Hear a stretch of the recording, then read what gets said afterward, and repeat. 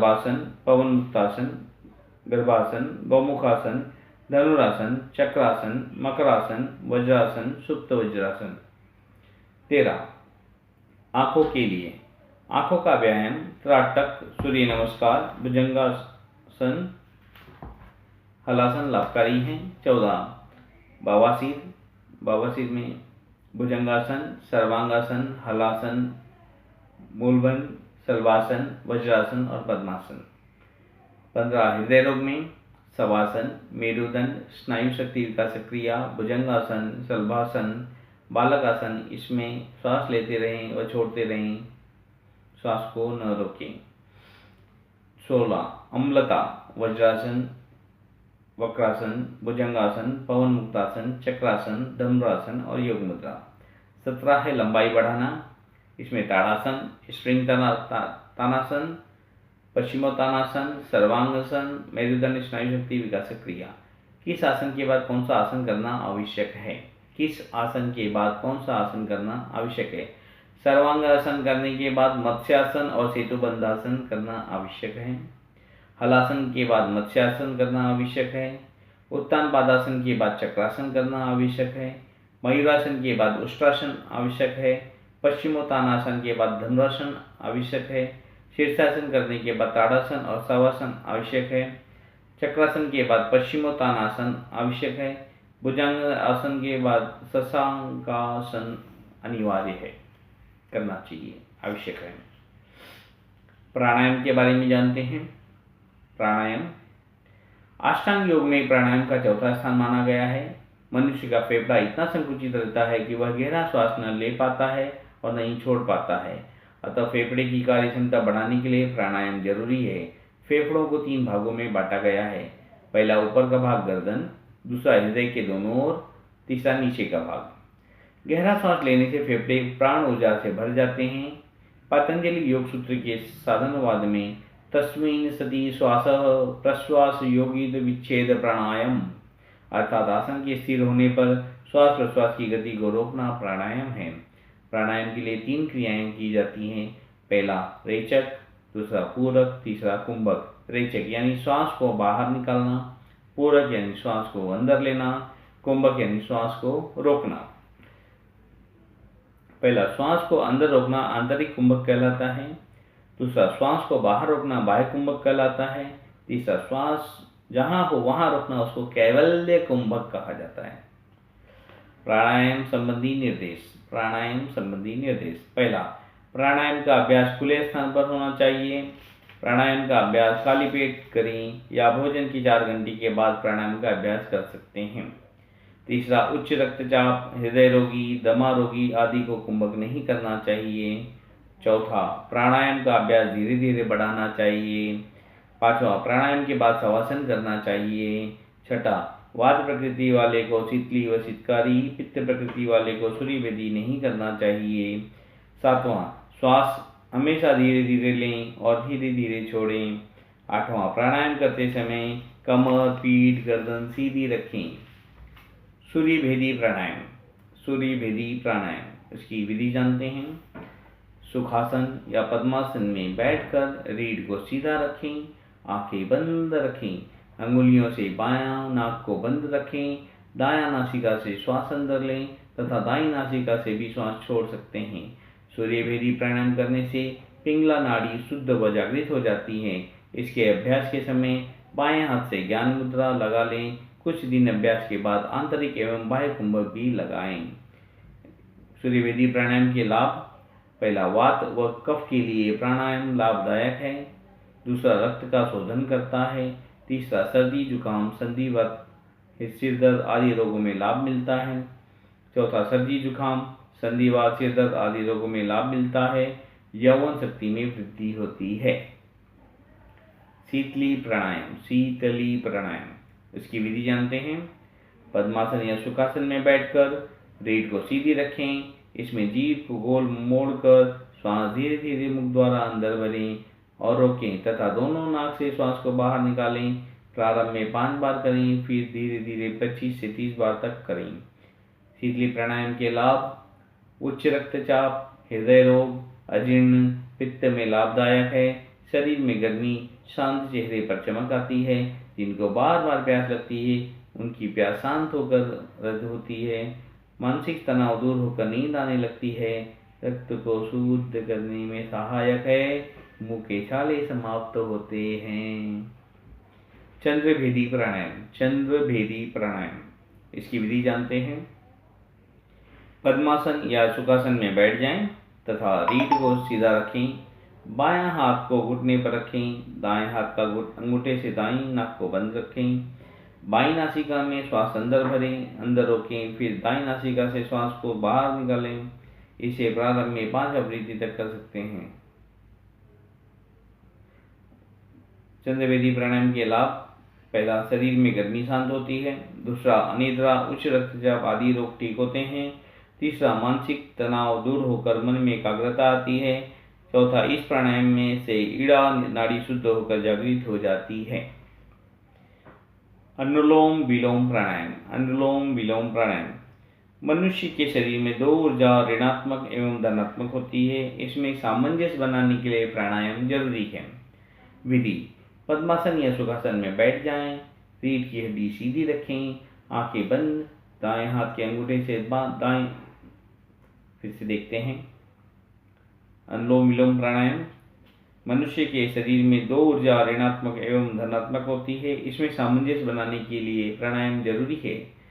अनुलोम विलोम प्राणायाम की विधि: पद्मासन या सुखासन में बैठ जाएं, रीढ़ की हड्डी सीधी रखें, आंखें बंद, दाएं हाथ के अंगूठे से दाईं नाक को बंद करें, बाईं अंगुलियां बाईं नासिका पर रखें। सर्वप्रथम दाईं नासिका को बंद रखें। धीरे धीरे बाईं नासिका से श्वास भरें अर्थात पूरक करें, फिर रोकें, फिर दाईं नासिका से श्वास बाहर निकालें, पुनः दाईं नासिका से श्वास लें तथा रोकें तथा बाईं नासिका से श्वास छोड़ें।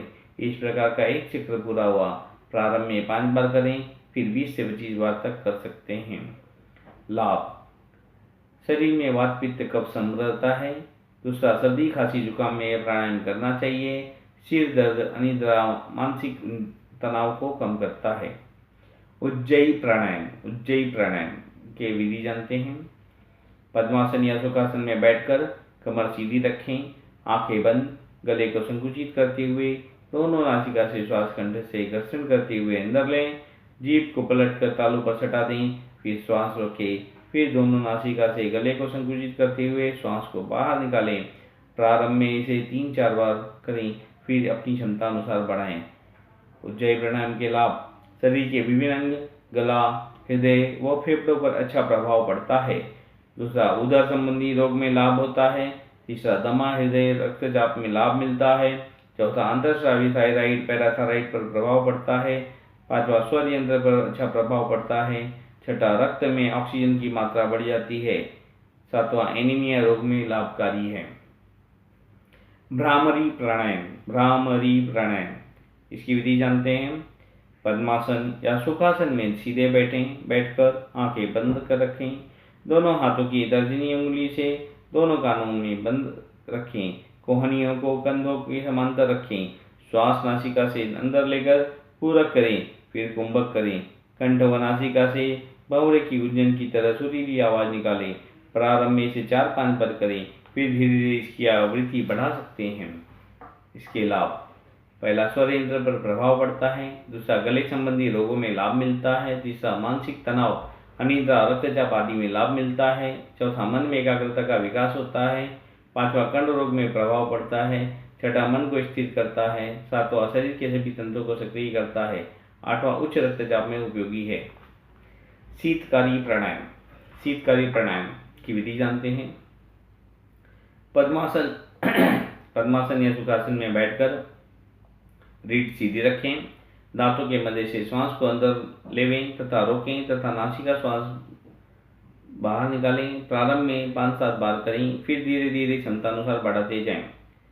शीतकारी प्राणायाम के लाभ: पहला, हृदय रोग, उच्च रक्तचाप, पित्त में लाभ होता है। दूसरा, शरीर में गर्मी शांत होना। तीसरा, जिनको बार बार प्यास लगती है उनकी प्यास शांत होती है। चौथा, मानसिक तनाव, अनिद्रा में लाभदायक है। पांचवा, चर्म रोग एवं दंत रोग में लाभ मिलता है। छठा, फेफड़े की कार्य क्षमता बढ़ती है। सातवां, दमा एवं जुकाम की स्थिति में इसे नहीं करना चाहिए। 8वां चेहरे की कांति को कांतिमय बनाता है। 9वां निरंतर अभ्यास से सफेद बाल काले हो जाते हैं।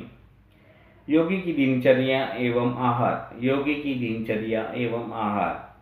योग मनुष्य को शारीरिक एवं बौद्धिक स्तर पर मजबूती प्रदान करता है, अतः योगी की दिनचर्या भी उसके अनुरूप ही होनी चाहिए। योगी को सदैव ब्रह्म मुहूर्त में उठकर शौचादि से निवृत्त होना चाहिए। योगासन करने का स्थान साफ एवं शांत वातावरण होना चाहिए। योगासन करने से पहले हमें ठंडे पानी स्नान कर लेना चाहिए, जिससे शरीर में कोमलता बनी रहती है। योगासन के बाद कुछ देर विश्राम अवश्य करना चाहिए। इसके बाद मौसम के ताजे फलों का रस लेना चाहिए या नाश्ते में अंकुरित अन्न लिया जा सकता है। योगी को सर्वदा गहरी श्वास लेनी चाहिए। वस्त्र भी हल्के रंग के हो तथा ढीले वस्त्रों का चयन करना चाहिए, जिससे हवा रोम छिद्रों तक पहुंच सके। आयुर्वेद का सूत्र है, जैसा खाए अन्न वैसा बनेगा मन। अतः योगी का आहार भी सात्विक होना चाहिए तथा भोजन शीघ्र पचने वाला हो। इसके लिए प्रचुर मात्रा में सलाद का प्रयोग करें, संतुलित आहार लें, प्रतिदिन मौसम के ताजे फलों का सेवन करें, जिससे जीवनी शक्ति बनी रहे। सायंकालीन भोजन हल्का रहे, जिससे सुबह जल्दी उठने में कठिनाई न हो। योग करने वाले व्यक्ति को तले भुने खाद्य पदार्थ, मिर्च मसाले, चाय बिस्कुट, ब्रेड, कोल्ड ड्रिंक्स आदि से दूर रहना चाहिए।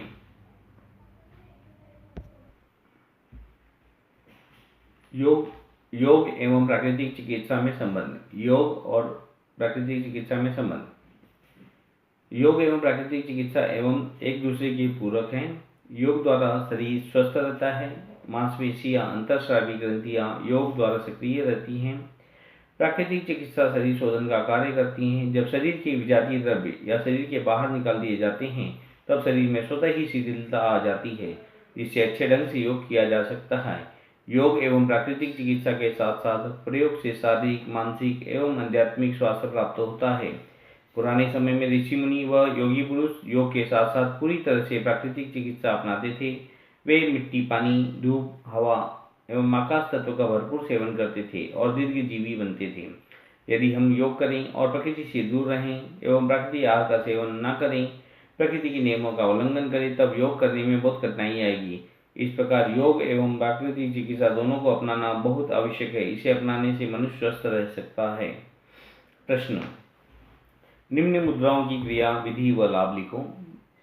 पहला ज्ञान मुद्रा, दूसरा पद्म मुद्रा और तीसरा अश्विनी मुद्रा। ज्ञान मुद्रा। ज्ञान मुद्रा में अंगूठा और उसके पास की अंगुली तर्जनी के अग्रभाग एक दूसरे से चिपकाकर गोलाकार आकृति में रखा जाता है। बाकी 3 अंगुलियां कनिष्ठा, अनियमिका और मध्यमा सीधी रहती हैं। इस मुद्रा का प्रयोग ध्यान व साधना करते समय किया जाता है। इसके प्रयोग से मानसिक एकाग्रता बढ़ती है। पद्म मुद्रा। दूसरा है पद्म मुद्रा। स्वास्तिकासन में बैठकर हथेलियों को जांघ की हड्डी के पास एड़ी के ऊपर इस प्रकार रखें कि दाईं हथेली बाईं हथेली पे कटोरे के समान रहे। इस स्थिति में हथेलियां कमल के पंखुड़ियां जैसी दिखती हैं, जिसके कारण इसे पद्म मुद्रा कहा जाता है। तीसरा अश्विनी मुद्रा। सुखासन में आंखें बंद करके बैठ जाएं और शरीर को ढीला छोड़ दें। कुछ देर श्वास प्रश्वास पर ध्यान दें। इसके बाद गुदा वाले भाग पर ध्यान लगाएं। इसके बाद गुदा को आंतरिक दबाव द्वारा संकुचित करें। कुछ क्षण रुककर वापस छोड़ दें। संकुचन आकुंचन की क्रिया कुछ बार दोहराएं। इस क्रिया को शुरुआत में धीरे धीरे करें। अभ्यास हो जाने पर संकुचन की क्रिया को तेजी से किया जा सकता है। अश्विनी का अर्थ है घोड़ा। घोड़ा मल बाहर निकालने के समय बाद इस क्रिया को करता है। इस क्रिया से कब्ज, बवासीर एवं बड़ी आंत, गर्भाशय संबंधी रोग दूर होते हैं। प्रश्न: हस्त मुद्राओं का सचित्र वर्णन करो। हस्त मुद्राओं का सचित्र वर्णन करो। पहला ज्ञान मुद्रा या ध्यान मुद्रा। अंगुष्ठ एवं तर्जनी उंगली के अग्रभागों को परस्पर मिलाकर शेष तीनों उंगलियों को सीधा रखना होता है। इसका लाभ: धारणा एवं ध्यानात्मक स्थिति का विकास होता है। एकाग्रता बढ़ती है तथा नकारात्मक विचार कम होते हैं। दूसरा, इस मुद्रा से स्मरण शक्ति बढ़ती है। तीसरा, मस्तिष्क के स्नायु मजबूत होते हैं। सिर दर्द, अनिद्रा व तनाव दूर होता है। क्रोध का नाश होता है। दूसरा, वायु मुद्रा। वायु मुद्रा। तर्जनी अंगुली को अंगुष्ठ के अंगुल में लगाकर अंगूठे को हल्का दबाकर रखने से यह वायु मुद्रा बनती है। लाभ: पहला, इसके अभ्यास से समस्त प्रकार के वायु विकार, गठिया, संधिवात, अर्थराइटिस, पक्षाघात, कंपवात, साइटिका, घुटने के दर्द तथा गैस बनना आदि रोग दूर होते हैं। दूसरा, गर्दन व रीढ़ के दर्द में लाभ होता है। तीसरा, रक्त परिभ्रमण के दोष दूर होते हैं। तीसरा, शून्य मुद्रा। मध्यमा उंगली आकाश तत्व का प्रतिनिधित्व करती है। इसको अंगुष्ठ के मूल में लगाकर अंगूठे से हल्का दबाकर रखें। इसका लाभ, इस मुद्रा से कान का बहना, कान का दर्द, बहरापन तथा कम सुनाई देना आदि में लाभ होता है। अस्थियों की कमजोरी तथा हृदय रोग ठीक होते हैं। मसूड़ों की पकड़ मजबूत होती है तथा गले के रोग व थायराइड रोग में लाभ मिलता है। चौथा है पृथ्वी मुद्रा। अनामिका को अंगुष्ठ के मूल में रखने से तथा शेष तीनों उंगलियों को सीधा करने से यह पृथ्वी मुद्रा बनाती है। इसके लाभ, इसके निरंतर अभ्यास से शारीरिक दुर्बलता, भार की पृथ्वी मुद्रा। अनामिका को अंगुष्ठ के मूल में रखने से तथा शेष तीनों उंगलियों को सीधा करने से यह पृथ्वी मुद्रा बनती है। लाभ, इसके निरंतर अभ्यास से शारीरिक दुर्बलता, भार की अल्पता तथा मोटापा आदि रोग दूर होते हैं। यह मुद्रा पाचन शक्ति ठीक करती है, जीवन शक्ति और सात्विक गुणों का विकास करती है। तीसरा, विटामिन की कमी को दूर करती है। शरीर में स्फूर्ति, कांति व तेजस्विता आती है। पांचवा है प्राण मुद्रा। यह मुद्रा कनिष्ठा, अनामिका तथा अंगुष्ठ के अग्रभागों को परस्पर मिलाने से बनती है। लाभ, इस मुद्रा से प्राण की सुप्त शक्ति का जागरण होता है तथा शरीर में स्फूर्ति, आरोग्य एवं ऊर्जा का विकास होता है। दूसरा, यह मुद्रा आंखों के दोषों को दूर करके नेत्र ज्योति बढ़ाती है, शरीर की रोग प्रतिरोधक शक्ति बढ़ाती है। तीसरा, विटामिन की कमी को दूर करती तथा थकान दूर करके नव शक्ति का संचार करती है। छठा, अपन मुद्रा। अंगुष्ठ, मध्यमा एवं अनामिका के अग्रभागों को स्पर्श करके शेष दो उंगलियों को सीधा रखने से यह मुद्रा बनती है। लाभ, पहला, शरीर के विजातीय तत्व बाहर निकलते हैं तथा शरीर निर्मल बनता है। इसके अभ्यास से कब्ज, बवासीर, वायु विकास, मधुमेह, मूत्रावरोध, गुर्दों के दोष, दांतों के विकार आदि दूर होते हैं। तीसरा, पेट के लिए उपयोगी मुद्रा है। हृदय रोग में लाभ होता है तथा पसीना लाती है। सातवां, अपान वायु मुद्रा, हृदय मुद्रा। अपान मुद्रा तथा वायु मुद्रा को एक साथ मिलाकर करने पर यह मुद्रा बनती है। कनिष्ठा, उंगली सीधी होती है। लाभ, हृदय एवं वात रोगों को दूर कर शरीर में आरोग्य को बढ़ाती है। दूसरा, पेट में गैस होने पर यह इसका निष्कासन करती है। सिर दर्द, दमा व उच्च रक्तचाप में लाभ होता है। तीसरा, सीढ़ियों पर चढ़ने से 5-7 मिनट पहले यह मुद्रा करके चढ़ने से आराम मिलता है। आठवां है सूर्य मुद्रा। सूर्य मुद्रा। अनामिका उंगली को अंगूठे के मूल पर लगाकर अंगूठे से दबाएं। लाभ, इस मुद्रा से शरीर संतुलित होता है, वजन घटता है व मोटापा कम होता है। शरीर में उष्णता की वृद्धि होकर पाचन में मदद मिलती है। तनाव में कमी, शक्ति का विकास, रक्त में कोलेस्ट्रॉल कम होता है। इस मुद्रा के अभ्यास से मधुमेह, यकृत, जिगर के दोष दूर होते हैं। वरुण मुद्रा। नौवां है वरुण मुद्रा। कनिष्ठा उंगली को अंगूठे से लगाकर रखने से बनती है। लाभ, इस मुद्रा से शरीर का रूखापन नष्ट होता है, चमड़ी चमकीली तथा मुलायम बनती है। चर्म रोग, रक्त विकार, मुहासे एवं मुलायम की कमी से उत्पन्न व्याधियों को दूर करती है। चेहरा सुंदर बनता है। 10वां, लिंग मुद्रा। चित्र के अनुसार मुट्ठी बांधे तथा बाएं हाथ के अंगूठे को खड़ा रखें, अन्य उंगलियों परस्पर बंधी हुई हो। लाभ, यह मुद्रा शरीर में गर्मी बढ़ाता है। दूसरा, सर्दी, जुकाम, दमा, खांसी, साइनस, लकवा तथा निम्न रक्तचाप में लाभ करती है। योग के प्रकार। ध्यान योग, राजयोग, कर्म योग।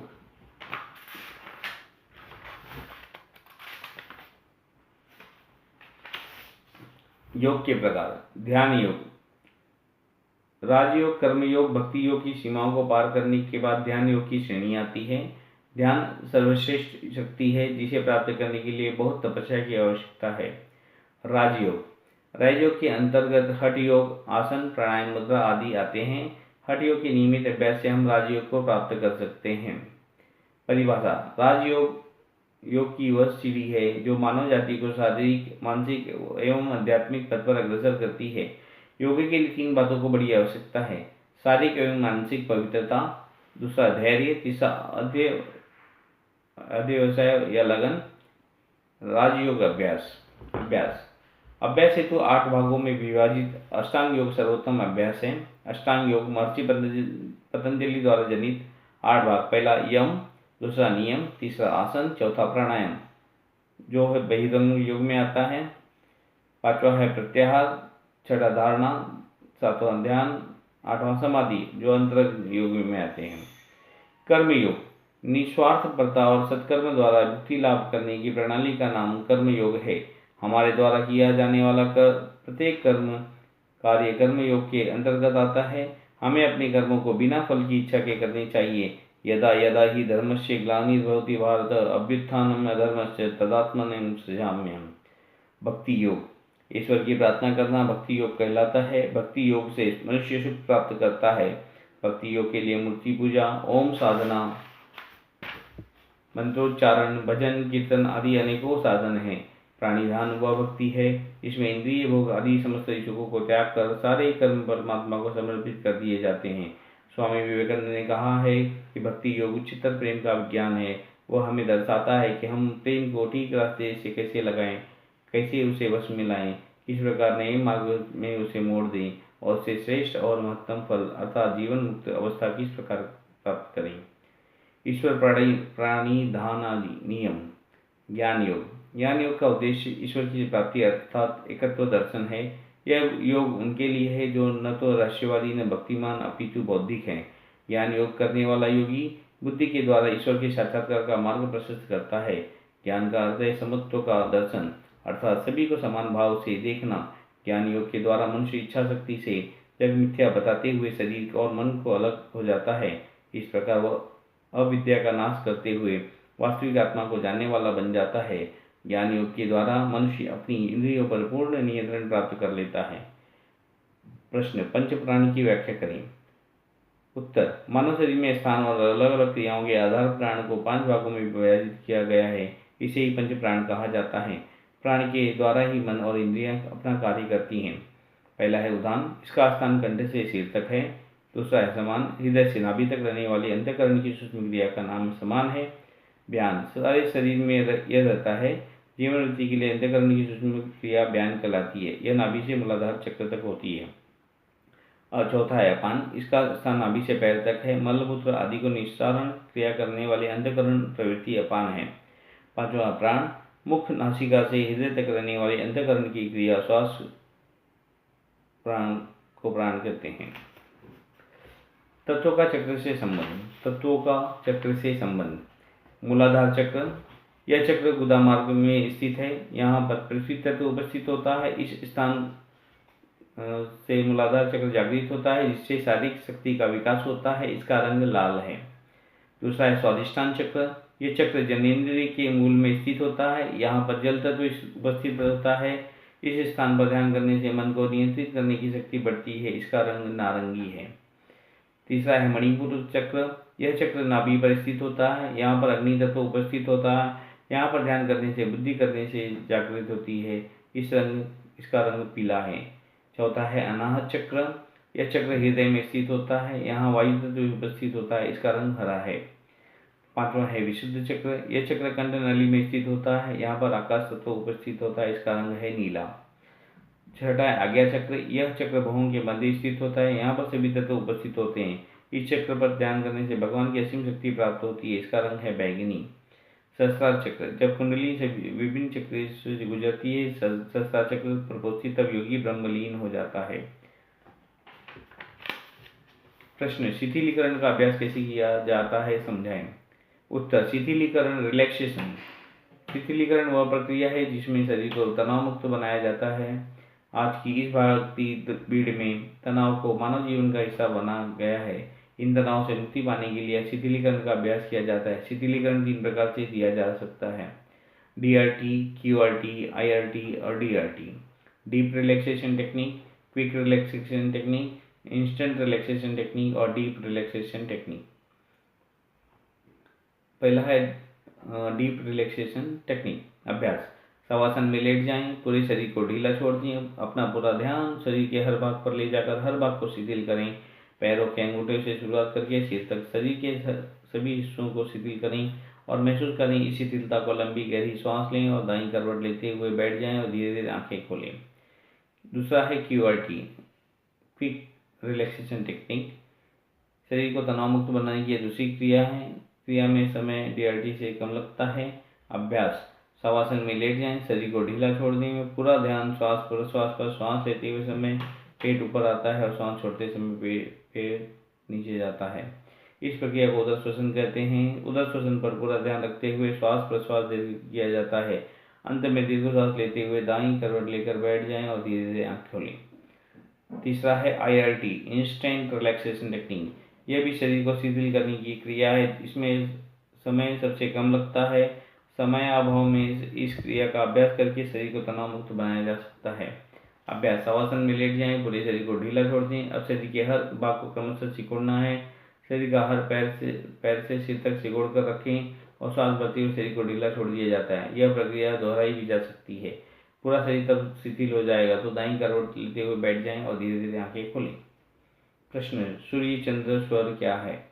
उत्तर, सूर्य चंद्र स्वर श्वास का आवागमन नथुने से होता है। नथुने नाक का भाग है जिसमें 2 स्वर होते हैं जो शरीर में नाम संतुलन बनाए रखने में सहायक होते हैं। दायां स्वर सूर्य स्वर होता है जो शरीर में गर्मी पैदा करता है। बायां स्वर चंद्र स्वर होता है जो शरीर में ठंडक पैदा करता है। प्रत्येक 3 घंटे के अंतराल पर स्वर बदल जाता है। जब भी श्वास लेते हैं उस समय कोई एक स्वर ही चलता है। जब किसी अवरोध या विकृति के कारण स्वरों में परिवर्तन नहीं होता तब शरीर में गर्मी या सर्दी की अधिकता हो जाती है और मनुष्य रोगी बन जाता है। अतः मनुष्य के स्वस्थ रहने के लिए दोनों स्वरों का ठीक ठीक चलना परम आवश्यक है। सूर्य स्वर अर्थात दाएं नथुने पर पिंगला नाड़ी स्थित होती है और चंद्र स्वर अर्थात बाएं नथुने पर ईड़ा नाड़ी स्थित होती है जो मेरुदंड के निचले सिरे तक जाती है। प्रश्न, अजब जप और कार्योत्सर्ग क्या होता है? उत्तर, अजब जप ध्यान का एक प्रकार है। इसके अंतर्गत साधक को पहले जप करना है और जप के पश्चात स्थिर बैठे हुए जप की ध्वनि और उसमें उत्पन्न तरंगों को पूरे शरीर में महसूस करना है। अभ्यास, किसी भी सुविधाजनक आसन में बैठे, रीढ़ सिर गर्दन सीधी अवस्था में, पूरा शरीर स्थिर, आंखें हल्के से बंद। अब जप का अभ्यास, ओम का उच्चारण, तत्पश्चात शांत बैठकर अजब अवस्था में तरंगों को महसूस करें। कायोत्सर्ग तनाव को दूर करने का प्रयोग है। कायोत्सर्ग जिसका अर्थ है काया शरीर प्लस उत्सर्ग।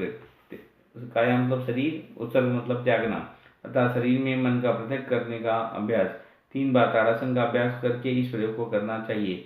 पीठ के बल सीधे लेटे, पैरों के बीच एक हाथ का फासला रखें, हाथों को बगल में रखें, हथेली आकाश की ओर, सिर सीधा रहे, आंखें बंद रहेगी।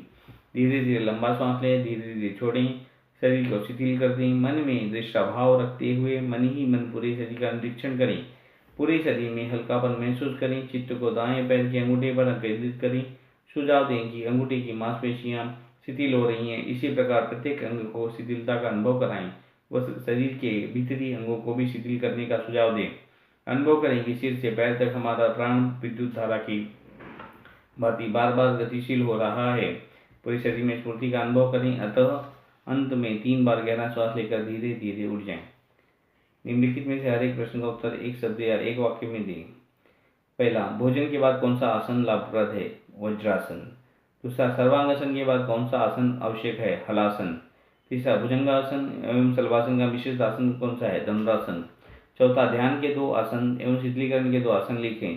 सुखासन व पद्मासन एवं शवासन मकरासन। पांचवा, उक्त रक्तचाप में वर्जित 3 आसन, शीर्षासन, हलासन और सर्वांगासन। गणेश क्रिया या अश्विनी मुद्रा के 3 लाभ लिखें। कब्ज, बवासीर, आंतों की दुर्बलता। मणिपुर चक्र का स्थान, नाभि प्रदेश। कुंजल क्रिया निषेध है, अमाशय वर्ण। योगाभ्यासी का आहार क्या होना चाहिए? सात्विक। न्योली क्रिया में कौन से बंध का प्रयोग होता है? उड़ियान बंध। संघ प्रक्षालन निषेध है हृदय विकार में। बंध कितने हैं? 3। शून्य चक्र का स्थान, शीर्ष। महाभूत कितने होते हैं? 5। आकाश तत्व का स्थान, कंठ। सूर्य नमस्कार में कितने आसन हैं? 12। भोजन किस स्वर में करना चाहिए? सूर्य स्वर। 2 आसनों के बीच कौन सा आसन करना चाहिए? शवासन। जल का सेवन किस स्वर में करना चाहिए? चंद्र स्वर। मूल बंध का अभ्यास करते समय किस चक्र पर ध्यान लगाना चाहिए? मूलाधार चक्र। वज्रासन में बैठकर किए जाने वाले आसन, योग मुद्रासन, संसकासन। योग का पिता किसे कहते हैं? पतंजलि। योग शब्द का अर्थ है जोड़ना। सभी को जय भगवान।